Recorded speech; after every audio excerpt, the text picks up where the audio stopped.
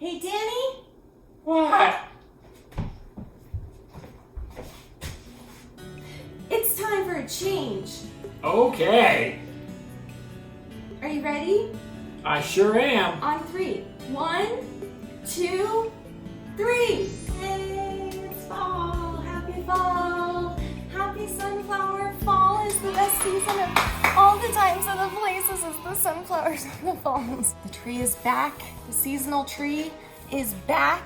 Yes, I will be doing a Halloween tree and a Thanksgiving tree and a Christmas tree and a Valentine's Day tree and a St. Patrick's Day tree and an Easter tree and a springish summer tree, 4th of July tree. All the trees are coming back and that needs another flower. So I'm gonna, and we need something up there, but I'll figure that out. Anyway, welcome to fall.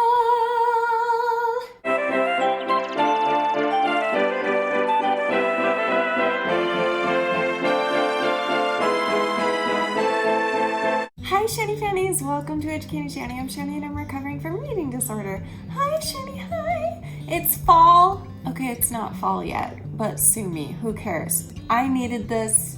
Fall is my absolute favorite time of the year. It makes me feel happy. It's like when the holiday season is beginning and my birthday is in October and Halloween and Thanksgiving and Christmas and all the beautiful lights and decorations everywhere. It's just such a wonderful time, and it's like I feel like fall is the kickstart of all of the wonderfulness, and plus the weather is always perfect in the fall. Like I just love everything about the fall. So I decided, you know, I'm feeling really down and I'm feeling like binging and purging, but instead I'm gonna decorate my kitchen for fall. So if you think it's too early, get over it. Sorry, it saved me from a binge and purge. So hello. So I asked you guys on Instagram today, I went live for a little bit and asked you guys what you wanted me to talk about, because I am going to make the video, by the way, about my weight loss. I will be making that video, so stay tuned. But for now, like, some people gave me a couple good topics to talk about, so I think I'm just gonna talk. And if you're new to my channel, welcome. I'm Shani, and I'm a mess because I'm a human, and so are you,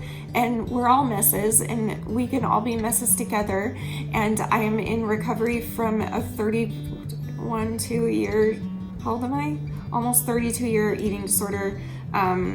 But I have been mostly recovered for the past year and a half. So I've come a long way. If you are interested in watching my journey, sharing your journey here, if you're looking for friends to connect with and people that can possibly understand what you're going through, this is the community for you, where everyone here is so sweet and so nice and so supportive of each other. So go ahead and subscribe if that interests you. If not, that's okay.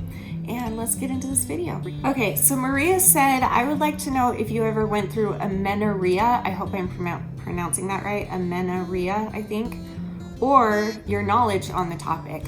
I didn't know what this was. She had to tell me. Apparently, amenorrhea, I don't know how to say it, I'm sorry. But amenorrhea, I guess, is where you lose your period. And so I asked, like, is that related to eating disorder? And so I kind of wanted to look it up because this is very interesting to me, because I've always known that eating disorders can cause you to lose your period, especially anorexia. But I'm curious if this is only towards eating disorders or if it's because of other things too. An abnormal absence of menstruation. Okay, but what causes? Oh, common causes. The absence of periods can have causes that aren't due to underlying issues. Examples including menopause, pregnancy, use of birth control, medication side effects, delayed puberty, and stress. So it doesn't say anything about eating disorders on here, but everyone in the comments was like, yes, this is a thing of eating disorders.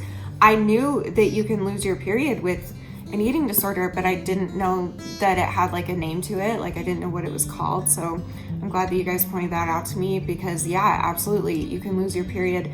I personally never lost my period to my eating disorder. And I think that that's because I actually have like an opposite problem. First of all, my main eating disorder is bulimia, whereas it's usually anorexics that lose their period. But also I have severe endometriosis, and I have since I started my period, like as long as I can remember. That's all I've ever dealt with. So like when I started my period, I literally had 10-day periods. They were 10 days long and they were so heavy. I was going through like the biggest tampon and pads possible, like every hour. Like it was really bad, and it would be heavy like the entire 10 days.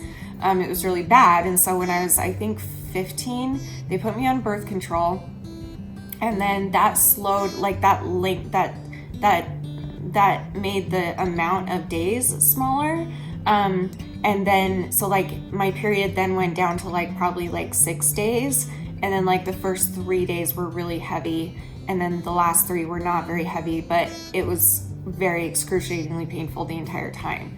So it got a lot better with birth control. And then, it kind of stuck that way forever. I went off birth control and it just kind of stayed where when I get my period, the first 3 days are hell. Like, do not even talk to me, do not call me, do not come to my house, do not touch me, do not look at me. Like, I want to die. I'm in so much pain and misery, and it's just like, it's awful. Like, it's so bad when you have severe endometriosis like I do, and I know a lot of you struggle with that too. So long story short, I don't know what that's like.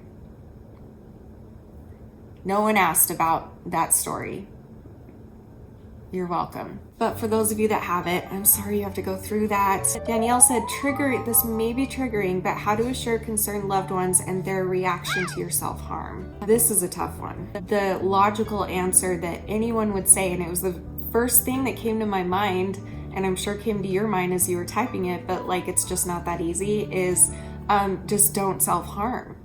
And then they won't have to know about it. Like, just don't self-harm. But I know that that's not easy, especially if you have old scars that will show. So like if you were a cutter on your arm and all of your arm, and you wear a short sleeve shirt, yeah, someone might ask you about it, and someone might wonder, and someone might be worried about you. And if they're worried about you, let them be worried. It's a worrisome thing. Like, you shouldn't be needing to talk them out of being worried for you. Like, they're allowed to be worried. It's a worrisome thing. Even if it's not like deadly, even if it's not like deathly dangerous to you, even if it's, maybe it could cause an infection or something, but maybe it won't kill you. And in the mind of a self-harmer, like I have been most of my life, you just think like, oh, I just want them to understand. Like, it doesn't mean I'm going to kill myself, and it doesn't mean I want to die. I just want to hurt myself. Why can't they just understand that? They can't. They just can't. Unless they're in the same mindset that we are, they can't. And so you just kind of have to put aside your I don't know, pride maybe with that. I don't know. And just realize that they have every right to be upset about it. However, you can also explain to them and teach them and educate them of where it comes from. That could help them understand what's going on with you. Like, you could say, like, for me personally, if anyone ever asked me, which hasn't happened yet, because my cutting I would do on my upper thighs, which no one ever saw, because I never wear shorts. I hardly ever go swimming, anything like that. So like, no one's going to see mine. But anytime that anyone has, people that know what I'm going through, or I open up to them and share what I'm going through with self-harm, and they don't understand what it is, the thing that I say every time, because this is true for me, I don't know about you, but for me, I explain it as, I'm in so much pain mentally and emotionally that I need something else to distract me from that. I need there to be a worse pain. And obviously, like, emotional and mental pain is way worse long term, but short term, if you can give yourself a little bit of pain somewhere else, then you'll forget about this for a minute, For me, that's why I do it. I get to a boiling point of frustration where I cannot handle the thoughts in my head, and I tried every other distraction under the sun, and I need to just hurt myself so that I'm not thinking of my mental pain, so that I focus on a physical pain. But everyone's different. Some people do it to see the blood. I have done that as well. For me, most of the time, it's usually just anger and pain that boils inside of me, and then I hurt myself. But there also have been times where I just want to see blood or something like that. And so one of the ways that helped me stop actually was to literally get like a red marker or a red Sharpie or something and like draw on my wrist. And that it would send like a signal to my brain that I did harm myself, but I didn't. It's just a pen, you know what I mean? Like, there are little things like that that you can, but as far as like other people asking, just be honest with them and educate them. And remember, a lot of people out there are just ignorant to this. It's not them trying to be horrible and they don't understand you on purpose. It's just that they've never thought to ask. They don't know the questions to ask, you know? So be patient with them and open up to them and tell them what you're going through. Okay, Jenna said, are there common mental illnesses that are common alongside of eating disorders? I'm not a doctor or therapist and I haven't studied that, so I can't say. But from experience, I can say absolutely, especially through this experience, my YouTube experience, hearing from so many of you, so many of your stories. I cannot tell you that how many times, thousands of times I have read comments, heard people tell me this, that the most common thing that I've heard that go along with eating disorders is depression, anxiety, and borderline personality disorder. BPD is the huge one that I see most often with people. But again, I haven't studied this. I'm just going based off of, and so for me personally, I have been diagnosed with BPD, depression, anxiety. I was diagnosed with bipolar at one point, but then they think it's more BPD than bipolar. I don't know. And then I have like severe PTSD. Oh, that's another one. Oh my goodness. A lot of people with eating disorders have PTSD because a lot of eating disorders come from trauma, specifically sexually trauma, but all trauma in general, but most from what I've seen, it's sexual trauma. So PTSD is a big part of it too. So yeah, but I don't know. I haven't really studied it. That's just the information I can offer here. Okay, Amai says, what is the steps you go through to stop purging in the middle of an episode or purge? So for me personally, this is kind of hard for me to explain for some reason, but for me personally, I don't do typically, I don't do one or the other. I do them together. So like if I start a binge, I know I'm gonna purge. Like I've never, well not never, there have been maybe a couple times where after I've binged, I have tried everything to not purge. But for the most part, like for me, I can't binge because binging for me is my trigger to purge. I don't like to purge. It's not something that I want to do. But it's something I feel like I have to do because I can't control my binging, and it gets to the point where I have to throw up or I'm gonna suffocate. Like that's how much I eat. So for me, it might be a little different. So for me, it's like, it's not just overcoming purging for me, it's overcoming the binging too. So like the purging, for me, I can't like separate the two. They either go hand in hand or they're not there at all. Like I cannot do one without the other type thing, or I can't binge without, you know what I mean? So for me, it's like, I have to stop it before I even binge.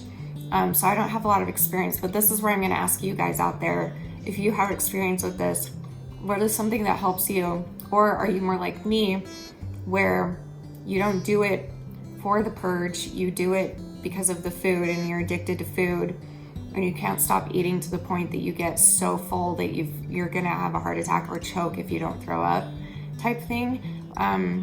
So are you like me, or do you have a different, I don't know, but like I feel like I'm a little bit different there. I don't know if anybody else out there is like me, but like for me, it's not about the purging. A lot of people talk about how the purging gives them a high and that's what they're addicted to, is the purging. For me, it's the eating that I'm addicted to, and I just always eat too much. That's why, again, that's just another reason why eating disorder recovery is so hard, because first, it's so complex for every different person. And for me, it's like I'm not overcoming one issue. I have to overcome both at once, or else they'll both happen. Do you know what I mean? Does that make sense? I don't know. Okay, so now I'm actually going to read some comments from yesterday's video, because I just want to say, I should have said this in the very beginning, but thank you so much for the love and support and encouragement about my relapse that I'm fighting right now. And I'm doing great, by the way. Like, I still have not messed up yet again, and I don't want to, so I'm really trying hard. But you guys were so sweet, like literally hundreds of comments of just love and support, and telling me to take it easy on myself and stuff, but I want to read a few of these because some of these comments are so good. So Kaylee Schaefer just said, okay, you messed up. Did you learn from it? Why did it happen? Did it make you feel better? How did you feel? Honestly, reflect on this. Write it down maybe. Try to get a gauge of your triggers and the little urges. Maybe you can make a list. Yeah, this is weird. A pep talk. You are kind. You try and help people. Turn to this when you feel bad. I got this from a TED Talk done by Irska. I don't know how to say that. Lawrence. It works for all aspects of life. Everyone makes a mistake, but not everyone learns from them. Try to learn. It is so hard, but you can beat your Ed. Best wishes. Thank you. I love that type of comment, Kaylee. So I'm actually going to do this. I'm going to do what she said, to write it down and how to make me feel and everything. And I'm going to read it to you guys in tomorrow's video. So stay tuned for that. Okay, I was going to read some more comments to find some more comments to read to you. But in order to find the comments that I was looking for that I read earlier, I had to read through other ones, and reading through other ones was starting to get me down. So I'm going to stop doing that. So I'm going to end the video here. But I love you guys. Thank you for watching this, and I will see you tomorrow for another video. And remember forever and always that you're beautiful, you're worth it, and I am too. Thank you for watching. Bye.